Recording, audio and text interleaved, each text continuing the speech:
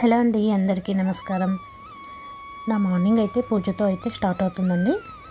Morning 6 లోపు అయితే నా పూజ అనేది కంప్లీట్ అయిపోతుందండి. పూజ 6కి కంప్లీట్ కావాలంటే మనకు 1 అవర్ ముందే లేచి ఉండాలండి.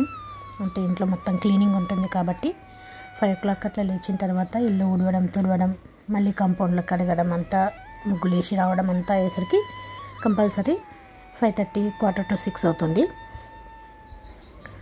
ఆ తర్వాత 6 వరకు అయితే నా పూజ అయితే కంప్లీట్ చేసుకుంటానండి. 6:30 కూడా అవుతుంది ఒక్కోసారి.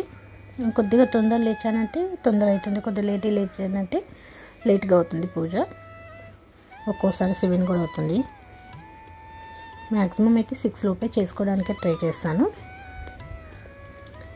స్నానం చేసి పూజ చేసుకొని ఆ తర్వాత వంటగదిలోకి అయితే వచ్చేసానండి. బాబుకి లంచ్ బాక్స్లోకి అయితే ఎగ్ ఫ్రైడ్ రైస్ అయితే చేస్తున్నానండి. దానికోసం అయితే ఫస్ట్ వైట్ అన్నం వండాను. ఆ అన్నం చల్లార్చుకోవాలి. అన్నంలో కొద్దిగా కారం పొడి, ఉప్పు, ధనియాల పౌడర్ అయితే వేయాలి. వేసి కలుపుకొని పెట్టుకోవాలి అన్నం చల్లారిన తర్వాత. ఆ తర్వాత ఒక బాండి పెట్టుకున్న తర్వాత అందులో ఉల్లిపాయలు వేయించుకోవాలి. ఫస్ట్ కొద్దిగా నూనె వేసి ఉల్లిపాయలు వేయించుకోవాలి. అవి కొద్దిగా మగ్గిన తర్వాత మనం పచ్చిమిర్చి, టమాటా అది వేసి మగ్గించుకోవాలి. ఇలా మగ్గేటప్పుడు అందులోనే కొద్దిగా అల్లం వెల్లిపాయ పేస్ట్, పసుపు వేసి కొద్దిసేపు మగ్గనించాలంటే అది మొత్తం మెత్తపడే వరకు మగ్గనివ్వాలి. ఇలా టమాటాలు అనేటివి పూర్తిగా మెత్తబడిపోవాలి. ఇలా ఆయిల్ అనేది పైకి రావాలి.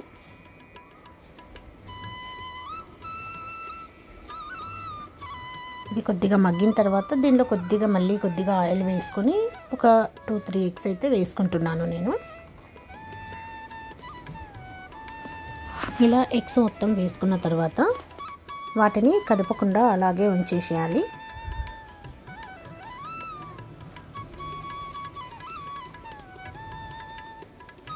సిమ్లో పెట్టించి కొద్దిసేపు అలాగే మగ్గనివ్వాలి.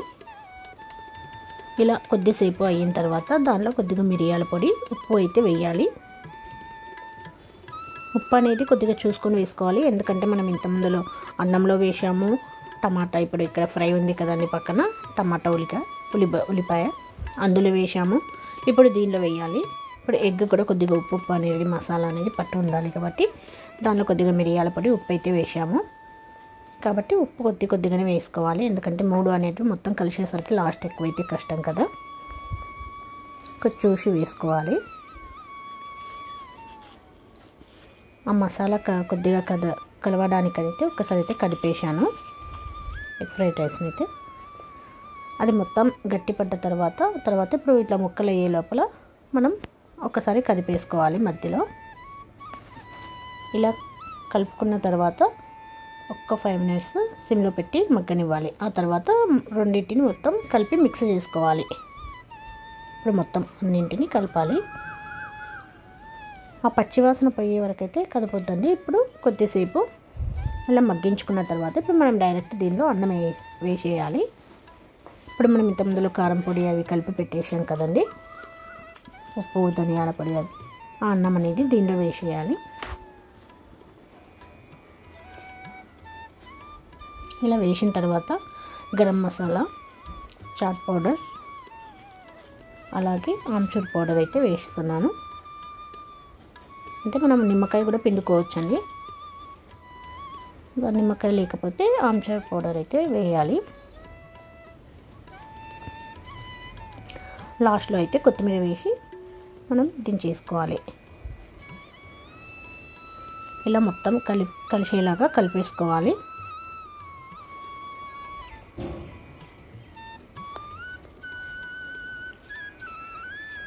కంప్లీట్ అయిపోయిందండి ఎగ్ ఫ్రైడ్ రైస్ అయితే.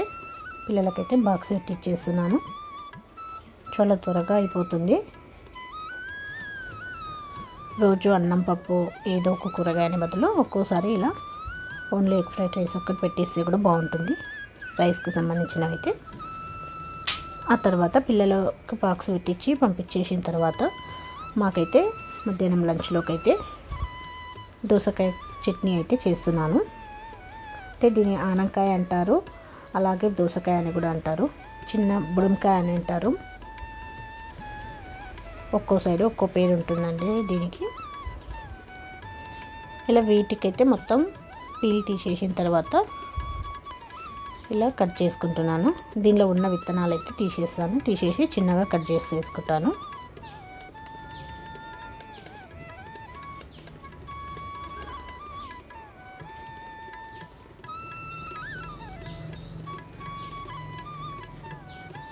కొంతమంది అయితే ఇది విత్తనాలు కూడా వేసుకుంటారండి, పప్పు కూడా చేస్తారు. నేను కూడా చేస్తాను అనుకో పప్పు.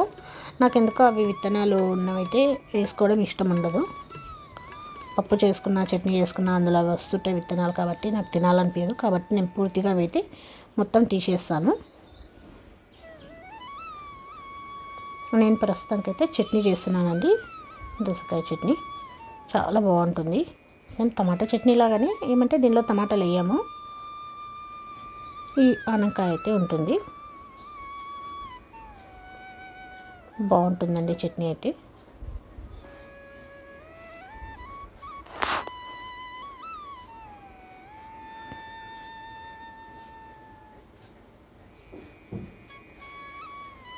పిల్లలు స్కూల్కి వెళ్ళిన తర్వాత ఇప్పుడు నేను ఇది పని అనేది నిదానంగా చేసుకుంటున్నాను.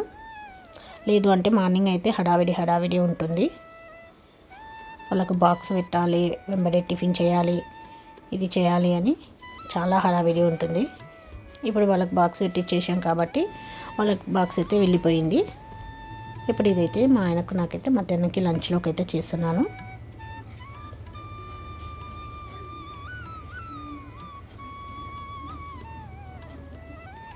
టిఫిన్ అయితే మార్నింగ్ ఉగ్రాని అయితే చేశానండి.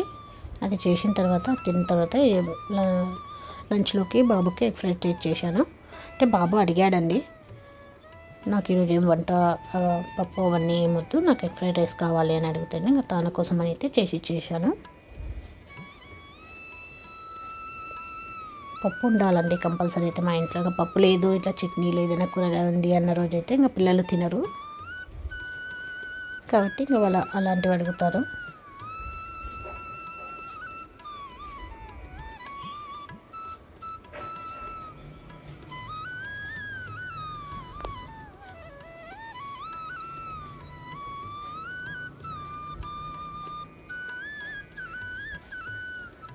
వీటిని మొత్తం కట్ చేసుకున్న తర్వాత కడిగి పెట్టేసుకుంటున్నాను. ఆ తర్వాత పచ్చిమిర్చి కూడా తీసి పెట్టేసుకున్నాను అంతకుముందే.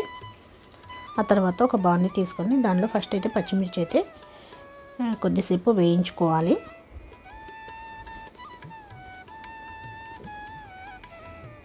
కొద్దిసేపు ఇలా వేయించుకున్న తర్వాత దీనిలో కొద్దిగా ఆయిల్ వేయాలి, లైట్గా వేయాలి ఆయిల్, ఎక్కువైతే వేయొద్దు.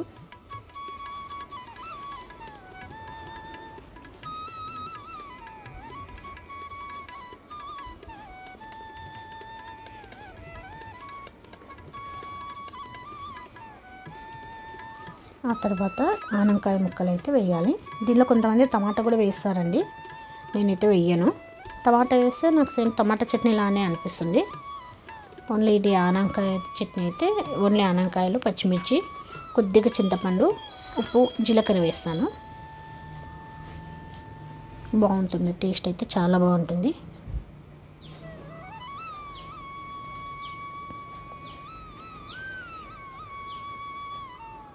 ఈరోజైతే వంట మధ్యాహ్నంకి ఆనకాయ చట్నీ అలాగే టమాటా చారు చేస్తున్నానండి. కొద్దిగా చింతపండు, జీలకర్ర, ఉప్పు వేసి చిన్నగా పెట్టి మగ్గనివ్వాలండి. కొద్దిగా ఆయిల్ వేసి మగ్గనివ్వాలి. పసుపు, ఇది మొత్తం దగ్గరికి అయిపోయి మొత్తం మగ్గిన తర్వాత మనం మిక్సీ పట్టేసుకోవాలి.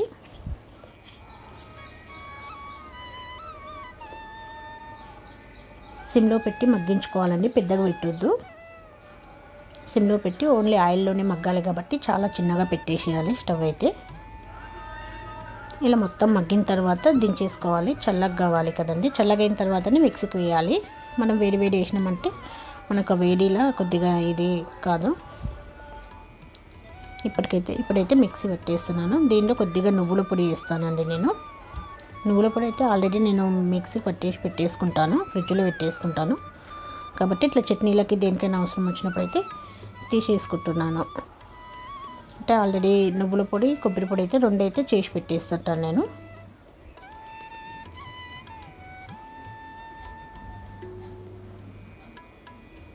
ఒకవేళ కారం ఎక్కువైతుందంటే దానిలో మనం పచ్చిమిర్చి తీసుకోవచ్చు, లేదు అంటే వేయచ్చు. ఇప్పుడు దీనిలో చూసుకుంటే వేసుకోవచ్చు మనము పచ్చిమిర్చి అనేది.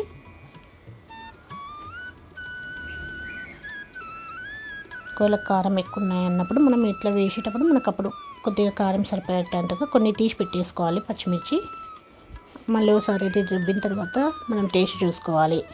కారం కాలేదు అంటే పచ్చిమిర్చి వేసుకోవచ్చు, లేదు అంటే సరిపోతుంది అంటే అలాగే పోపు పెట్టేసుకోవచ్చు.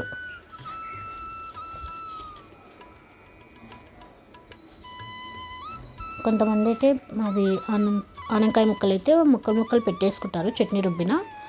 నేనైతే పూర్తిగా మెత్తగా రుబ్బేస్తానండి. అవి ముక్కలు ఉంటేనే బాగుంటాయి అంటారు కొంతమంది. నాకేమో అవి ఆనకాయ ముక్కలు అట్లే ఉంటే నచ్చదు, కాబట్టి మెత్తగా రుబ్బేస్తాను. ఇలా అవుతుంది చట్నీ. అన్నంలో కానీ చపాతీలో కానీ దేనికైనా చాలా బాగుంటుంది. ఆ తర్వాత అయితే పోపు పెట్టేసుకుంటున్నాను. నూనెలో కొద్దిగా ఆవాలు, జీలకర్ర, కరివేపాకు ఉంటే కరివేపాకు కూడా వేయచ్చు. నాది లేదు కాబట్టి నేను వేయలేదు. ఇలా పోపు వేసి ఆయిల్ అయితే ఎక్కువైంది అని అనుకుంటున్నారు, కానీ దీన్ని మనం మొత్తం మంచిగా కలిపేస్తే ఆయిల్ అనేది మనకు అసలు కనిపించదు. దాన్ని మంచిగా కలిపేసేయాలి చట్నీ లోపలికి. ఇప్పుడైతే మనకైతే ఏం కనిపించదు. లంచ్ అయితే రెడీ అయిపోయిందండి. ఇప్పుడైతే టమాటా చారు అయితే చేసేయాలి. ఓకే అండి, మీకు ఈ వీడియో నచ్చినట్టయితే లైక్ చేయండి, షేర్ చేయండి, సబ్స్క్రైబ్ చేయండి. మరొక వీడియోతో మళ్ళీ కలుస్తాను. Okay, bye.